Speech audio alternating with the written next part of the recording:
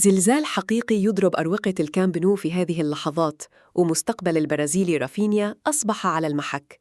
قبل التفاصيل، ادعمنا بمتابعة على الحساب ولايك للفيديو. الأخبار تنفجر من سكاي سبورتس وعبر الصحفي ساشا تافوليري.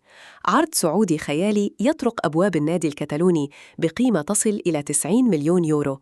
نعم، الرقم مرعب والمغريات تتجاوز حدود الخيال، والرحيل بعد الصيف أصبح احتمالاً يهدد بقاء الجناح الطائر بقوة.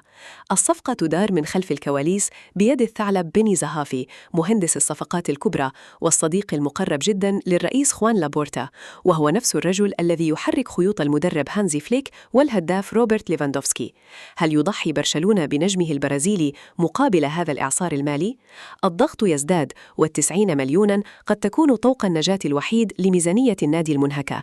المفاوضات ستنطلق فور نهاية كأس العالم هذا الصيف، وزهافي يستعد لوضع اللمسات الأخيرة على واحدة من أضخم صفقات الميركاتو. عشاق البلاوغرانا يترقبون في قلق، هل يغادر رافينيا أم ينتصر الولاء لقميص البارسا؟ الأمور تشتعل والمزاد بدأ، والكلمة الأخيرة ستكون في مكاتب لابورتا.